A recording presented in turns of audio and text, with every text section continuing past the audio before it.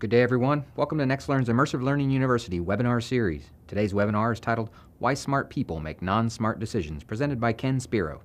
Ken is the Executive Director of NexLearn's Immersive Learning University and has been designing, developing, and delivering simulations both online and in the classroom for over 20 years. A faculty member at the University of Pennsylvania's Work-Based Learning Leadership Graduate Program, Ken is also a frequent presenter at learning conferences nationwide, to include the NexLearn's annual IOU conference. Without further ado, allow me to introduce Ken Spiro. Thank you, Lance. I hope everybody can hear me. And very much look forward to your feedback and participation in this. Please send any comments, questions in through chat, and they will be attended to either directly in chat or I will attend to them in the session. Or you can log your questions and ask them or send them in when we have a Q&A session at the end. It'll be my intention to make sure that we have time for some Q&A. So as Lance mentioned, we're going to be talking about why good people make bad decisions. You know, I've been in the space for some time now, and it continues to be amusing, I guess, almost, unfortunately frustrating at times, to look around over the course of any day and you read about something or you do something, because obviously it's often self-reflection, and you scratch your head and say, really? How many times, I'm sure, actually, if you were sitting here in front of me, I'd ask you how many times a day that happens. But whether it's reading the news, whether it's something that happens with your spouse, whether it's something that happens with your kids, or something that you do yourself, and you wonder, why would I have done that? Why did I say that? It's not that we're not smart people. It's not that the people that we're observing, whether it's on the world stage, on the work stage, whatever the case may be, it's not that they're not smart, but sometimes we do mindless things. And that is what I'm going to talk about today, which is this concept of mindlessness, and then specifically how it applies within learning, within e-learning, and see how we can learn or apply some of those concepts into improving what we do on a day-to-day basis. Okay? So from an objective standpoint, what I'd like to be able to do is, in essence, really, you know, I can let you read these for a moment, actually.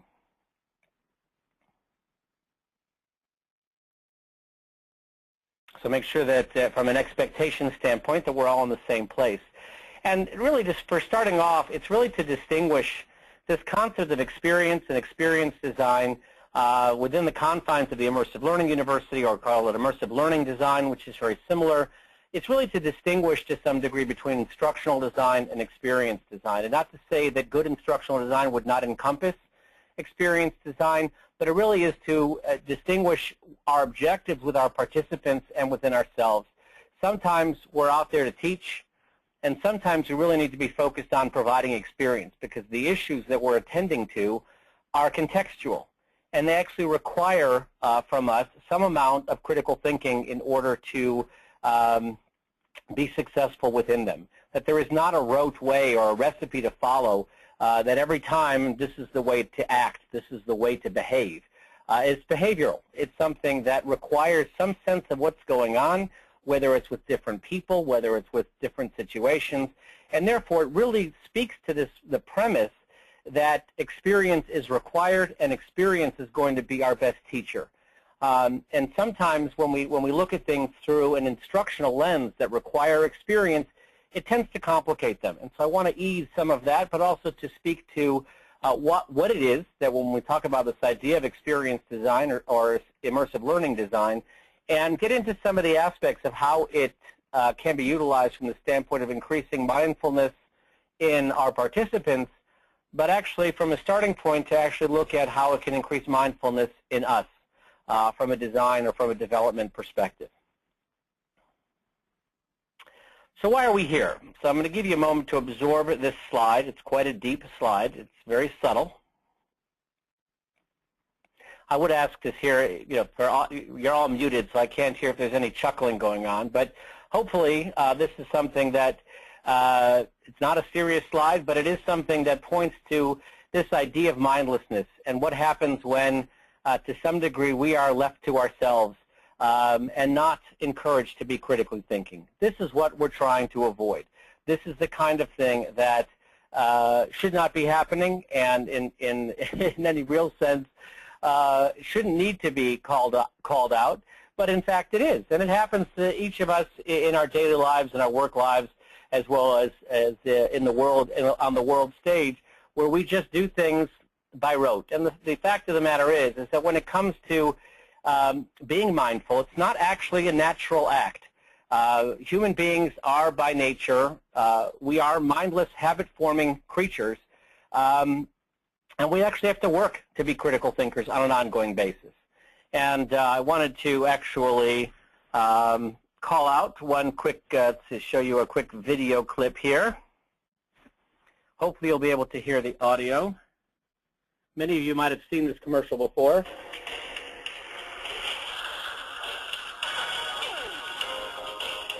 Humans, we mean well, but we're imperfect creatures living in a beautifully imperfect world. Sometimes the little things get us, and other times, the not so little.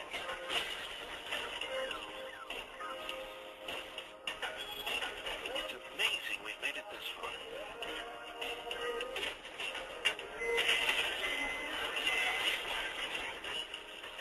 Maybe it's because when one of us messes up, someone else comes along to help out.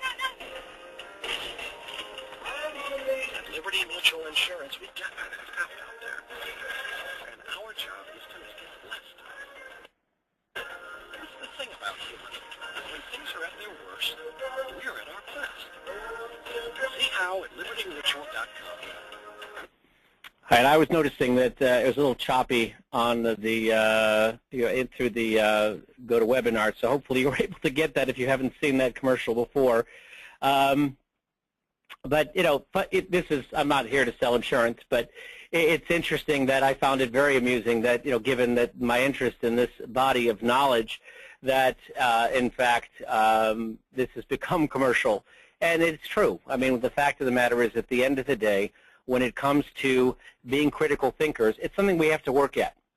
Now, this is another aspect of this, is that it's funny how, to some degree, sometimes we're even wired for this, and I'm sure many of you have seen this model. This is the conscious competence model, in which we're relating, and it goes back to Noel Birch, Gordon Training International, or some people even attribute it to Abraham Maslow.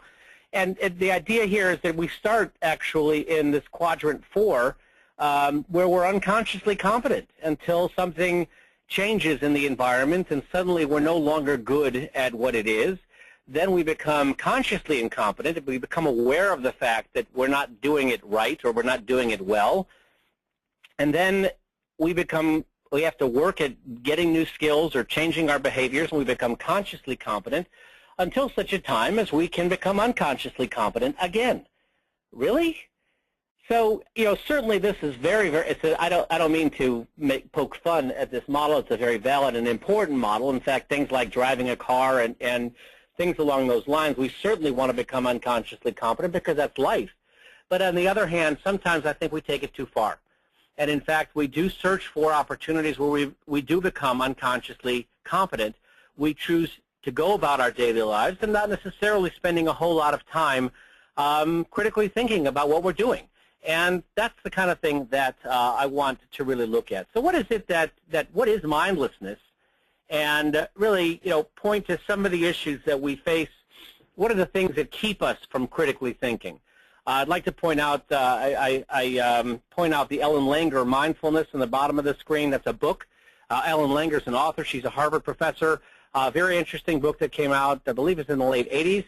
But it's a very quick read, and it's very interesting in terms of just thinking about, what it takes to be mindful. This is different than some of the current trend on mindfulness that's more meditation-oriented. Not to say that it's not, it all falls into the same conceptual framework, but certainly that's a little bit different than for those of you who may be engaged in any current mindful activities. But some of the things, the biases, the decision-making issues that get in our way are things like habit or automatic behavior. So if I were to ask you, for those of you who are in the learning space and maybe e-learning space, and you're part of an e-learning department, let's say, and so your stakeholder comes to you and says, I need a module. Left to, without any further anything else, guidelines, what might be your first initial knee-jerk response? Well, I'm going to develop an e-learning module. Well, is that the best answer? Maybe, but maybe not. And maybe sometimes we get caught up in this habit or automatic, because that's what we do. We build e-learning, and so when we're challenged with a need, we go ahead and do what's automatic for us. We get trapped by these categories. And this is, again, there's a lot of research that has gone into each of these. You can look them up. There's a new book out called Thinking Fast and Slow by Daniel Kahneman, which also captures a lot of these. He's done a lot of research in the decision-making realm. We're focused on outcomes sometimes. We lose sight of, I just need to get something out to my audience and not necessarily think about the methodology or the approach I'm going to take to doing it. And again, I would not expect this of any of you folks, because obviously we're the elite. But the rest of the world out there are the ones that we tend to worry about from the standpoint of how this might come to pass. Things like loss aversion, which is very similar to the sunk cost fallacy, which is thinking about, I don't want to lose, so I'm going to go with the sure gain. Or the sunk cost aspect is the idea, well, I'm going to deploy this using the LMS because we've sunk so much money into this LMS, darn it, I'm going to use it, even if it makes no sense or it's not necessarily the greatest vehicle for us to utilize for whatever the need happens to be.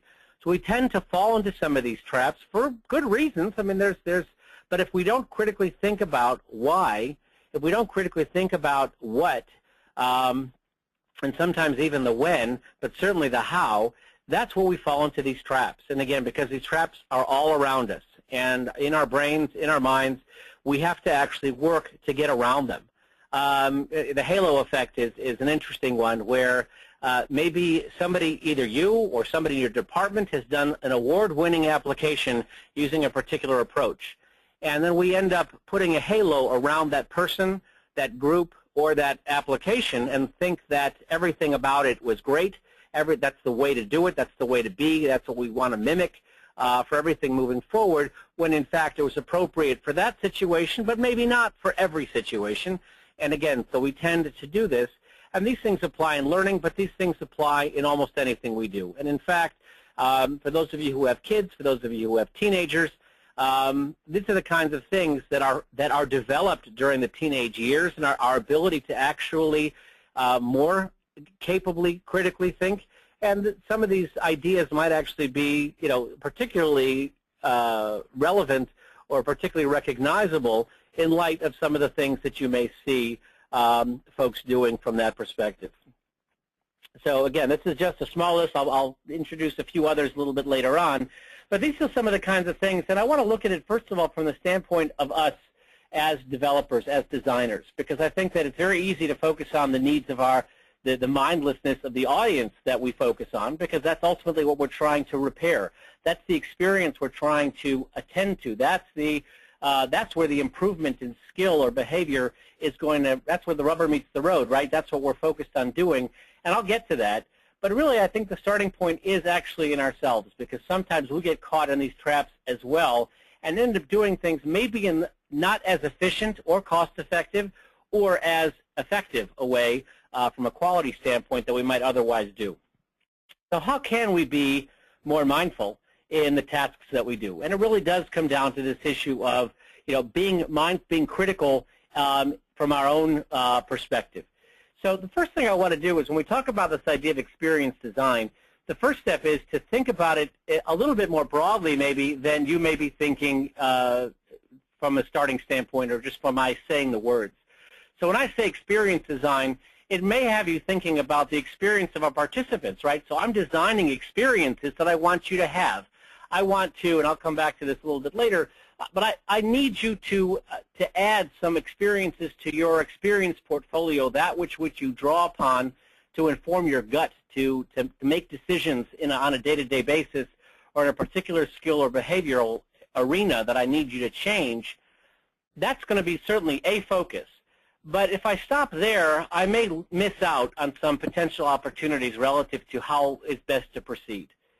Because from when we think about this idea of experience, you ought to be thinking about, well, whose experience am I capturing? I'm having you go through something, but I'd like you to go through something either the right way, or, you know, if you're looking at giving people experience, sometimes the opportunities to give them the opportunity to fail and to fail forward. But whose experience, who's the best practitioner that I want to have you actually experience their way of doing it, or their way of thinking about it in terms of doing it? Who are the subject matter experts that I really want to capture or encapsulate what they do and how they do it, so that you can gain from that experience by doing it that way, or by thinking things through in that manner? And more importantly even than that is, how am I thinking about deploying this? Because that's going to partly is going to affect what kinds of modalities I might be using to do it. If the expectation of me is to produce e-learning, because that's what I do and that's what my department does, well, then I may lose sight of thinking things through from a broader perspective, which is the experience that's going to be had by everyone, not just at the individual level, but the group of individuals that I'm targeting, which means I may be able to harness some benefit, not just from what each individual gets out of the application, but what I can garner from them collectively. Because in terms of creating a learning organization, in terms of affecting the culture potentially, depending on the nature of my need, if it is broader than just an individual skill, which it might be, but what if the need is a little bit bigger than that? And if I want to incorporate that into behavior, it's important that I actually make this part of the conversation on a day-to-day basis. So thinking about what happens over time more broadly across the organization, so that I may be able to affect a conversation, whether it's going on in social networking, whether it's going on through email, whether it's going on at conversations at a team meeting or a larger meeting. This is something that if I'm keeping it in mind, then I may be able to actually get a lot more out of anything that I do, and especially to create a more strategic approach that may harness from some of the power that exists elsewhere in the organization. So what are the tools of the trade? So if I am going to be thinking about that from the organizational perspective, so what can I be drawing upon? I mean, are the tools of the trade, is it really just SimWriter or some of the other tools that are out there? I mean, is that what I'm thinking about from a tools perspective? Well, I think that one of the things is to when we think about this shifting the perspective, it's to harken back to this, the well-known, this is a fairly well-known thought. I'm sure many of you have seen versions of this, where we have on the one hand the learning curve and the equally quick forgetting curve. So that's the red line if you can't see my arrow. So if we're building a module, if we're building kind of an event-based, whether or not it's a live webinar or whether it's an e-learning application, a module, whatever the case may be, but that I'm trying to deploy a specific product, as it were, that when I deploy it, if I'm just focused on the experience that I want the individual to have, I may lose sight of this concept that I may have a great module and it may be very, very well designed, but the challenge is that if I just leave it to itself, then they'll have a very high learning in the moment and then even faster forgetting after the moment. And so obviously we want to avoid that. And so the opportunity to create a spaced learning approach in which we're spacing, maybe we take the module and we break it up. Maybe we create a series of scenarios and blend it with, and this is a version of blended learning, and certainly now when you get into mobile, so this opens up whole other conversations in terms of how you go about doing that. But when you think about the spaced approach, that maybe be built around some kind of event that's this dark line, whatever the case may be, so that you can actually reactivate the learning, because the goal here is not just, on the one hand, engagement, which is important to get them involved in the learning, but ultimately we need them to be able to retrieve it. We need them to be able to retrieve it once they actually, given that they retain it, how do we make sure they actually use it? That's where the rubber is going to really hit the road. That's where we really earn our stripes, so to speak, from a learning perspective, that we actually enable people to do things differently. So our ability to do all of this can actually be influenced by, from an organizational perspective, what is happening over time and as we space it. So when we think about those tools of the trade, it's actually a lot broader than just the physical tools that we may use to develop whatever it is we're charged with. So there may be workshops, there may be virtual, maybe e-learning, there may be some support tools, just-in-time applications that we've created or that already exist. All the better if they already exist. There may be coaching programs in place, mentoring relationships that exist, leader-driven interactions that we can blend with in terms of team meetings or other things that are going on in the organization, ongoing meetings that take place in which they're not specifically learning-oriented, but if we're tying into, if we're enabling conversation to happen, if we're enabling debriefing, if we're enabling issues to be surfaced, to be talked about, that results from people going through an experience, that is going to help, obviously, both in terms of engagement, because those who haven't gone through it may become interested in it because they've heard it from their peers or from their managers, and it may cause them even to go back and see it again because now they're seeing it through the eyes of somebody else. Who knows what can happen? When you think about the spaced learning curve, we don't know when any learning opportunity, we don't know when the learning is actually going to happen, right? We can't tell because everybody learns and processes differently. So we don't know when that light switch is going to go on. It may happen in the moment, but it may not happen for months after the moment. So the more we create an opportunity where we're present in whatever way, shape, that or form that takes, could be reminders, it could be ongoing, whatever it is, the better chances we are going to be associated with that light switch being turned on. And the more associated we are with those light switches going on, the more engaged, the more interested they are in things that we produce. And I'll talk a little bit more about that. Clearly, something like social networking, which everybody's in, many people are engaging in, whether it's business-oriented or not, constructive or not, this is an opportunity to harness that. Whether you have a social networking tool internally or whether it's something that they're doing externally, the opportunity to embed these kinds of things into the conversation, the better job we can do of that, obviously the better off we are. And utilizing storytelling, utilizing the power of the narrative, using the power of experience, that's something that actually gives you the wherewithal to potentially do that. Now, it's not a slam dunk. It does nothing, works all the time, every time, but certainly to increase the probability from an engagement perspective. And engagement really is the key because we earn the right to do whatever we do if we can engage the audience, if we can get them interested. So by all means, using whatever tools at our disposal, and this isn't an exhaustive list. I'm sure if I asked you to interact with this in the slide that you'd come up with other things as well. It's all good. It's all relevant. It all matters.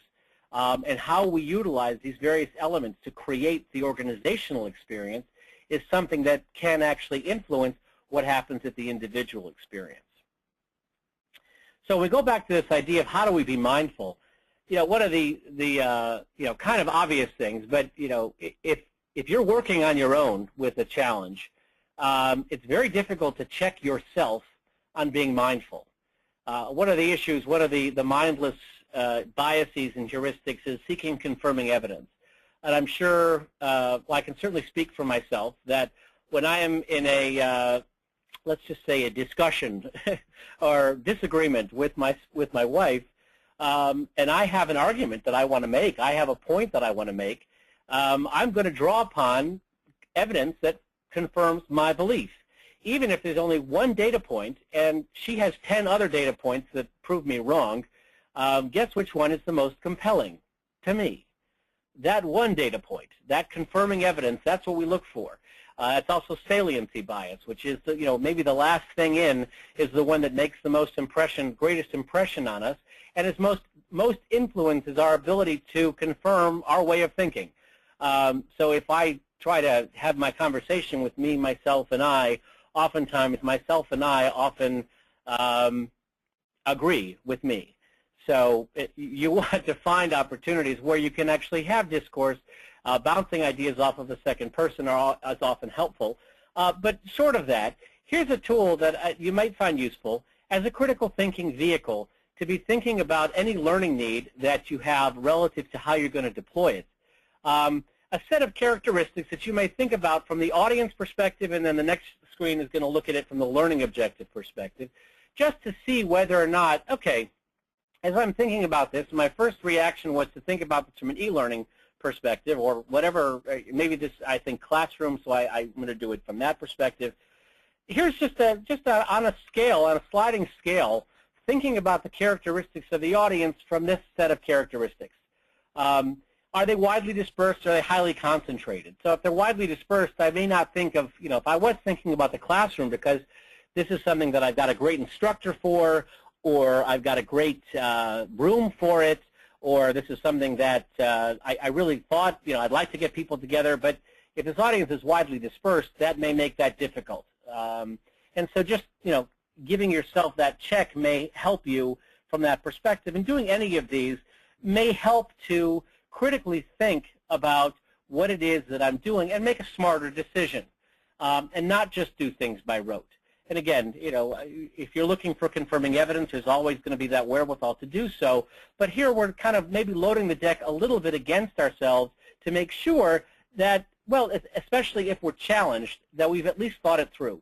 And even if we are not necessarily being as mindful as we could be, but we're better prepared with, it's going to be a more mindful version of mindlessness, as it were.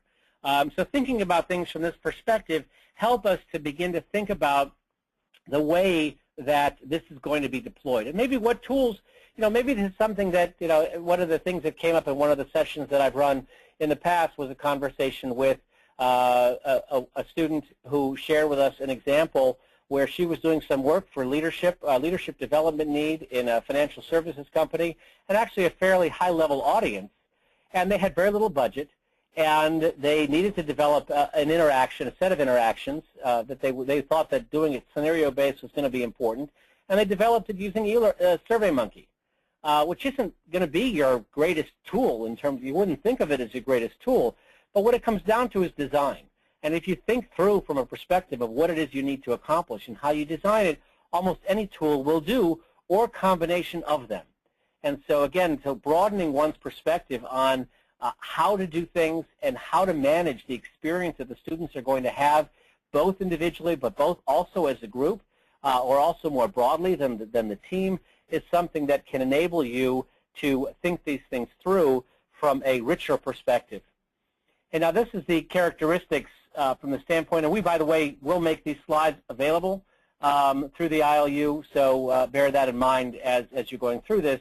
So we will share this with you so you can have at least, have this available to you from the standpoint of capturing the information. But here's another set of characteristics, but this is now from the learning objective perspective.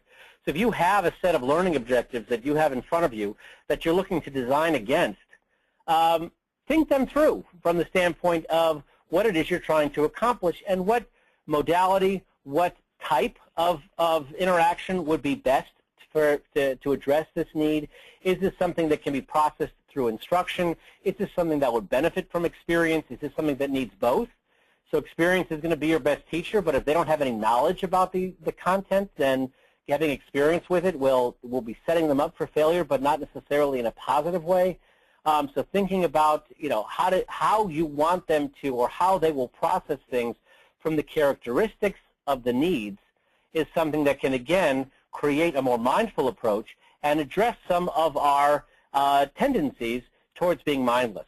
And thinking about things from the standpoint of, mandatory versus discretionary content. So if they have to go through it, that may ease some of the burden of my over-designing it because they have to do it. So, I may be oriented, and I'm going to come back to an example of this. I may be inclined to really, go all out because I'm excited about the content, but if they have to do it anyway, is that going to be a good use of my time? Well, maybe it will be, but maybe thinking through then why I want to do it that way and what I benefit from that, again, is something that is going to be important. Is it discrete ideas versus a synthesis of ideas? If it's discrete, I can deploy them, I can lay them out in a recipe. I can lay out the information in a modular format. If it's synthesis, then I need to be able to demonstrate to them, or I need to enable them to have experience with how these concepts blend, how they interrelate, how they interact. So they may know the concepts, but not have a sense of how they can be deployed. I got a kick out of, thinking back, those of you who were around doing this set of activities back in the 90s, when diversity was the biggest show in town relative to some of the needs that organizations had. And this is when diversity was primarily, at least in this country, more the EEO responsibilities, so the issues of race and gender, religion, and how that played out in the workplace. And obviously this was a high need area, but it got done in a vacuum. You look at diversity training, and you got training on diversity as if you had moments in which this is just a diversity moment. Nothing else is going on in the organization, so I'm going to train you just in diversity, and nothing else is going on. And that was silly, because the fact of the matter is that if I'm trying to create a context, diversity doesn't happen in a vacuum. Diversity happens in the context of leadership, in the context of being on a team, of dealing with customers, whatever the case may be, and wherever the issue of diversity plays out. And certainly now when we talk about global diversity and personalities and ways of thinking and diversity of thought, which is certainly more broad, but these things don't tend not to happen in a vacuum. And so the opportunity to create the context and the way these things play out is often as important, if not more important, than putting the ideas out themselves. But certainly thinking about things in the blend, thinking about the opportunities for, that's where the mindfulness comes into play. Because I need you to see through the lens of the complex world that we live in and apply your knowledge, apply your thinking, almost, if we want to be mindless, at least mindlessly be a critical thinker. We want you mindlessly thinking about things, if that makes any sense, in terms of how you approach these elements. And I'm sorry if I'm a bit on a soapbox here, but I tend to get passionate about these things.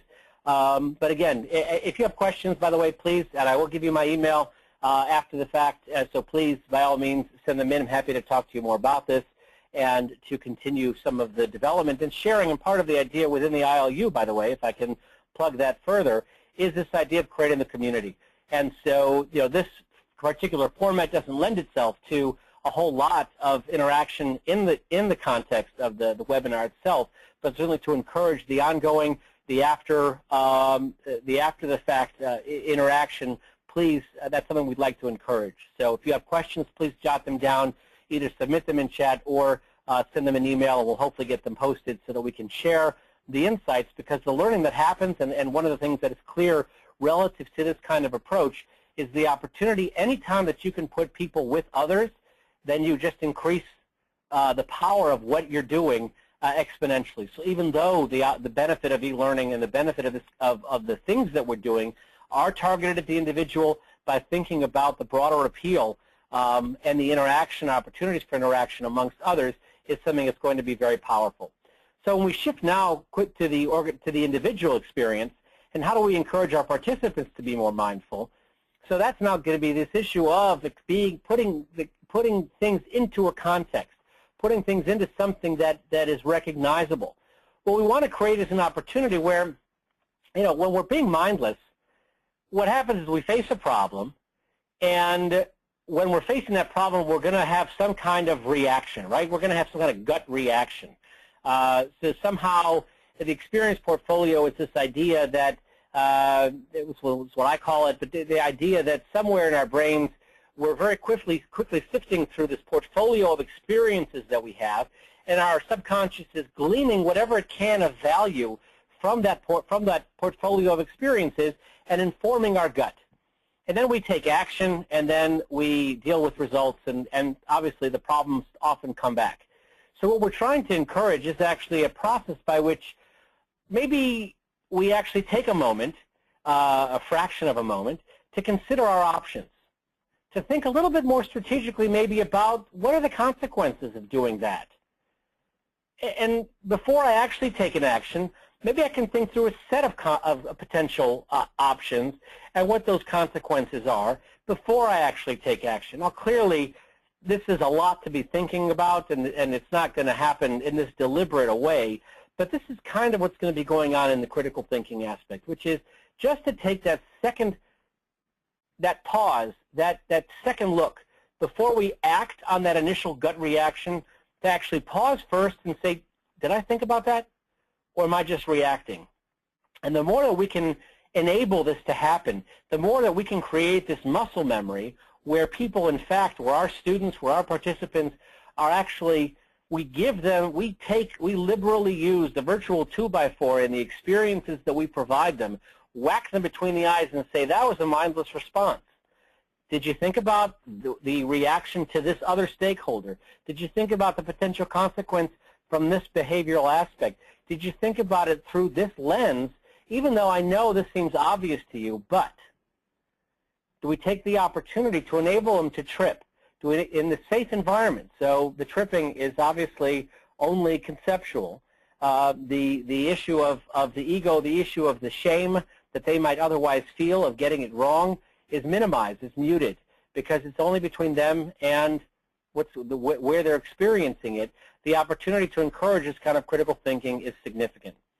And so here's some of the other, from the research perspective, other things that are going on relating to framing. How things are framed can very often influence how they're received. We can put things in a very positive light, and they lose sight of the negative aspect. They can't relate to things in the negative, or we relate it in the negative, but they can't relate it back to the positive.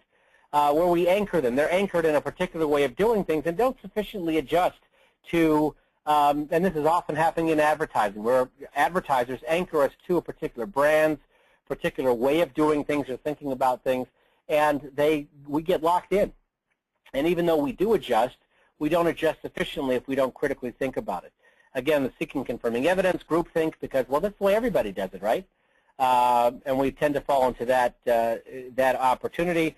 And acting from a single perspective, again, so the issues are, these are the traps that are around us at all times and that our brains are looking for, because that's the way we're wired.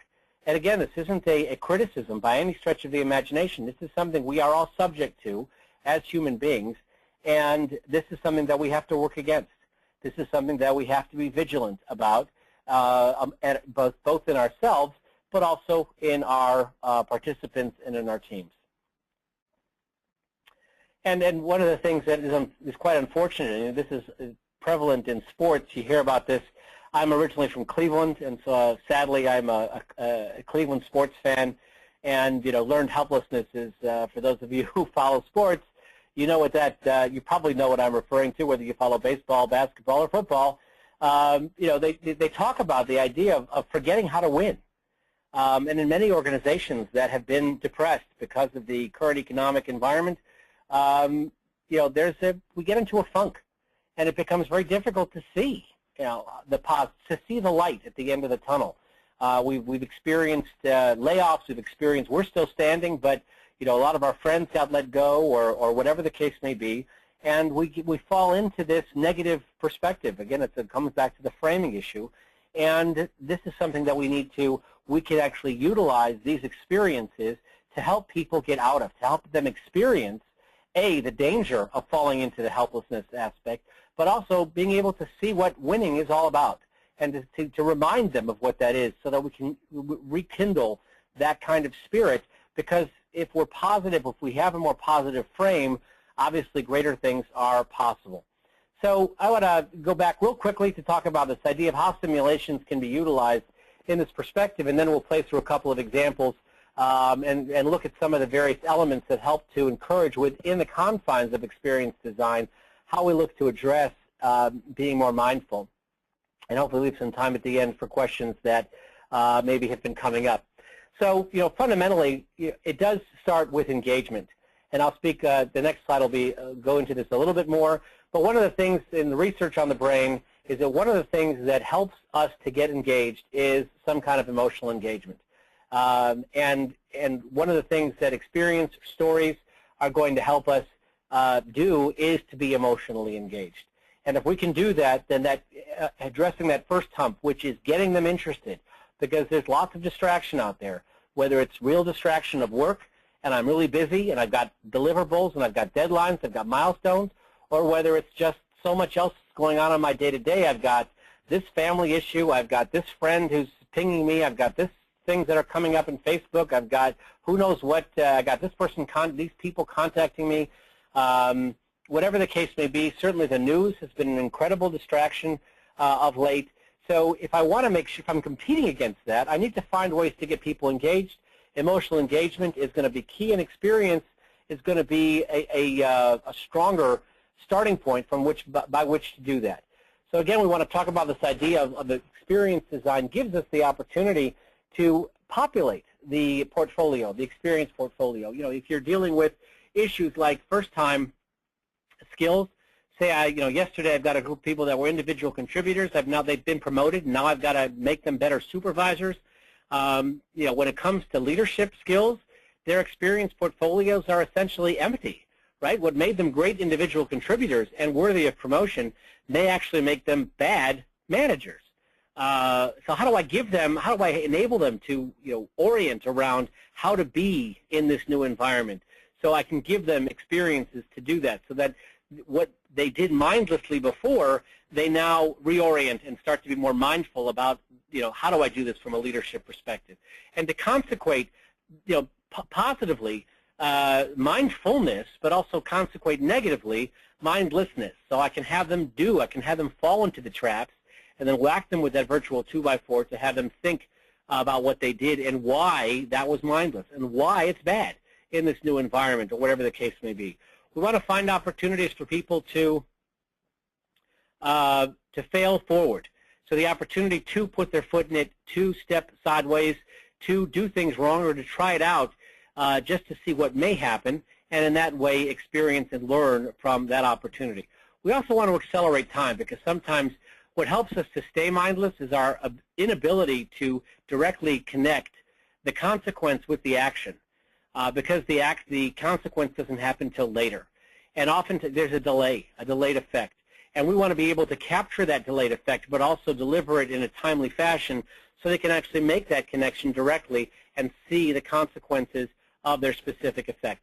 And fundamentally, to leverage the power of storytelling. There is no single element that I know from a tool perspective that is more engaging to more people, more places in the world. I mean, fundamentally, it's interesting. You just don't have to look any further than, say, Harry Potter to look at the power of storytelling.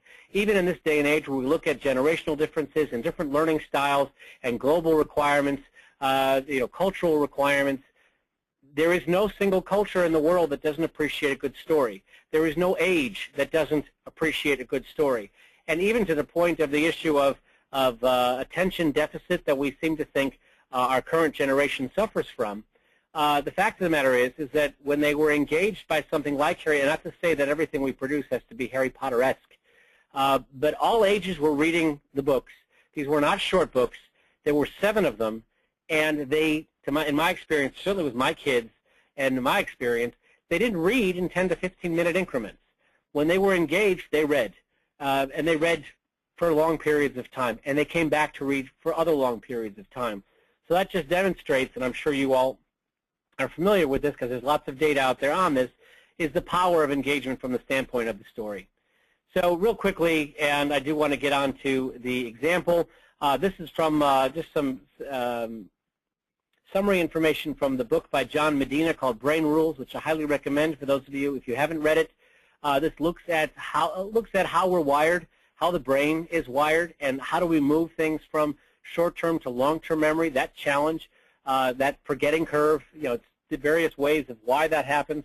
But this is some of the things that we can draw upon that enable us to keep things present, to keep them in the brain, and to move them from where we hold them in short-term, but actually to move them on to the long-term aspect, so they can be retained and they can be retrieved when they're necessary from the standpoint of being able to draw upon them in a more mindful manner.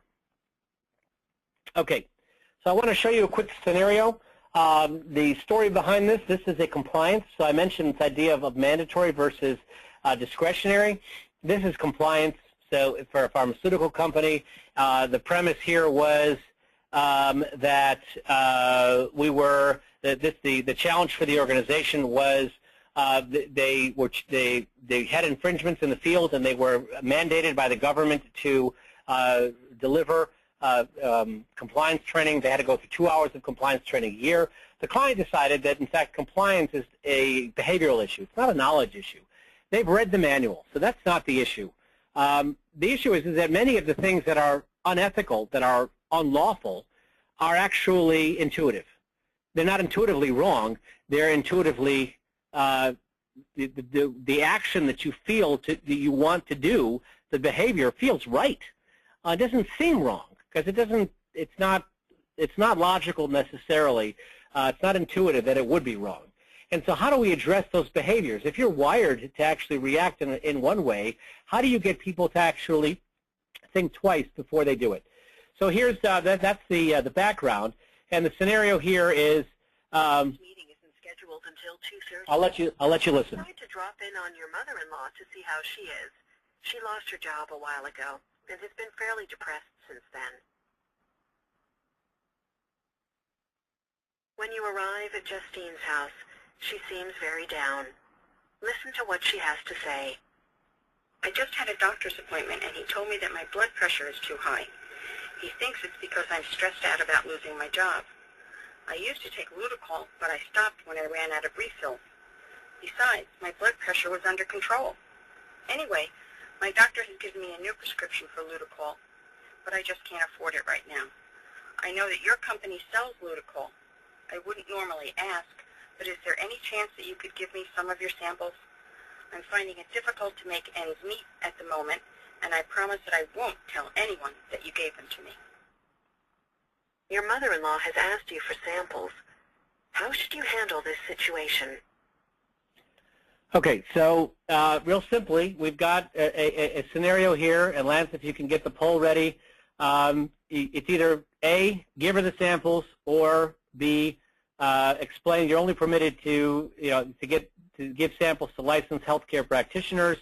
So what are you going to do? So you can either do her the favor or explain to her and not give them to her. What are you going to do? So go ahead and answer the questions, please. Okay, so if we close the poll now, I'll give you another, okay, if we sharing poll results. Okay, everybody says B. Okay. Well, quickly, let's make that choice. Justine is disappointed that you won't bend the rules for her, but understands she doesn't want to put you into a bad situation. Okay, so just a couple things to point out before I proceed. That's the actually, if we have time for one more. So let me do, before I come back to the feedback on that, let me show you one more example.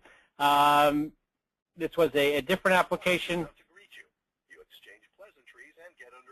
And in the interest of time, I will just tell you what's going on here. This is a doctor, again, from this is in compliance. This is a doctor you've been trying to interact with for a long time. You're building a very deep relationship with him.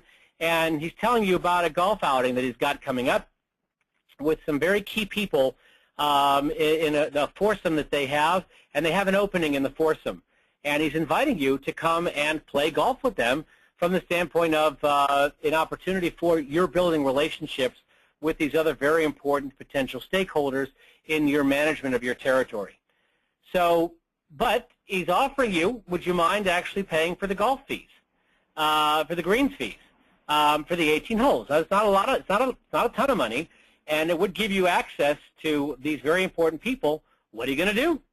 Do you tell them you'd love to join the group and you'll pay for the greens fees? Give them a tentative yes, but you have to verify what's going on to see if this is within your guidelines. Do you counter with a separate outing on your terms? Do you explain that you can pay for him but not for the entire group?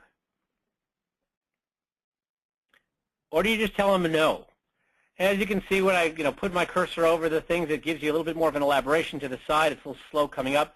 But real quickly, so we, Lance, if you put the next poll up, these are the 5 options. Tell him you'd love to join the group and pay for the green fee, so just say yes. Give him a tentative yes is B. Counter with a separate outing on your terms, that's C. Explain that you can pay for him, but not the entire group, so you can pay for one person, but not all 4. Or just tell him no. What would you want to do?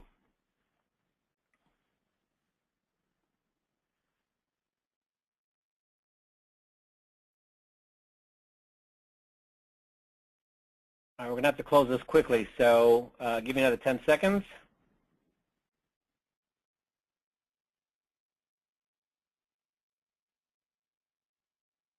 Okay, go ahead, Lance.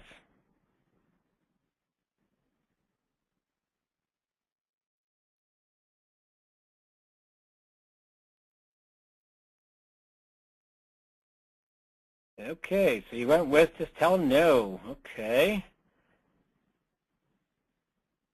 So the consequence, as you explained, Dr. Squire, is against Medicaid policy.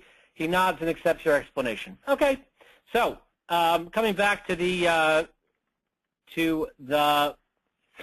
earlier discussion. So one of the things to bear in mind, obviously I'm not interested necessarily in teaching you all compliance, or if you're not from the pharmaceutical industry, this may not have been compelling. But I want to call out a few things from this standpoint of how this can be used, obviously from the standpoint of being able to encourage mindfulness. One, from the emotional engagement perspective, certainly this scenario, we're using the picture, so it's not even using media. I did use audio, but I could have just, there's a transcript on the bottom, could just as easily have done this using text. Using the picture of the mother-in-law, using just the concept of the mother-in-law without a picture, in many people would evoke an emotional response, because we all either have one or we know somebody who does have one, and there are lots of stories and television shows or whatever we read that evoke some kind of reaction to mother-in-law anyway.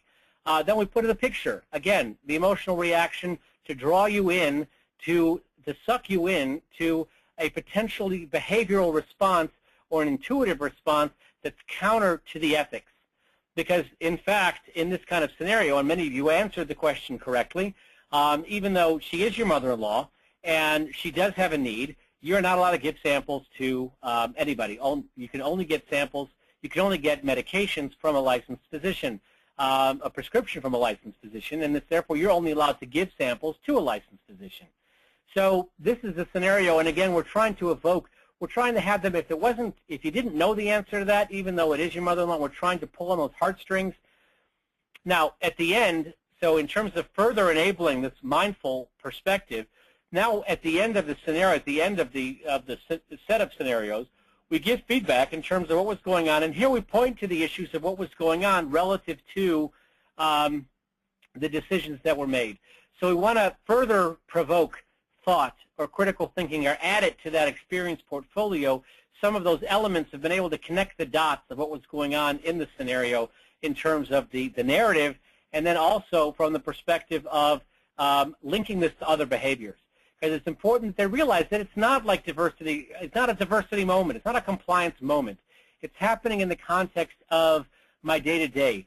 So what this client decided they wanted to link this compliance behavior with their leader behaviors, because good compliance actions is actually part of being a good leader. And so they would actually get feedback across, again, when they play, each simulation was an hour, they would have got a broader set of feedback relating to how it linked also, in addition to the CIA, which is the Compliance Integrity Agreement objectives, also how it tied in with leader behavior.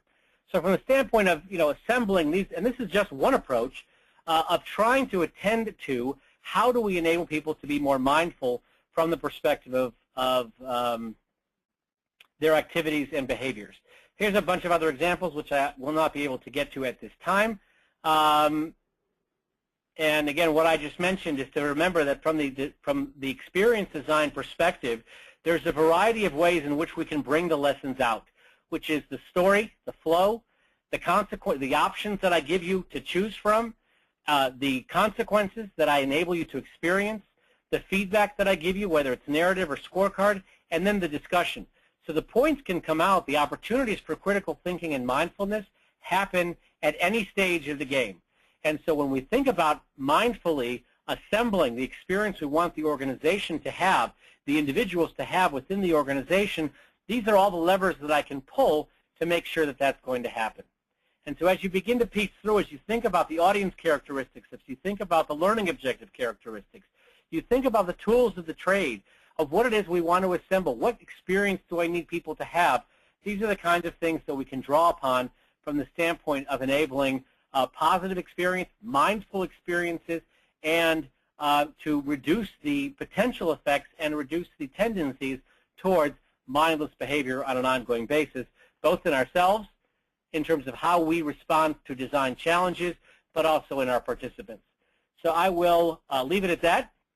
I will call out again the Immersive Learning University Conference. Our third annual conference is going to be coming up in January, hopefully in Charleston. It looks like at this point I may be doing, if you're interested in these ideas and the exploration of experience design in more depth, doing a workshop, and these will be some of the elements that will be called out in additional webinars that I'll be doing over the course of the year.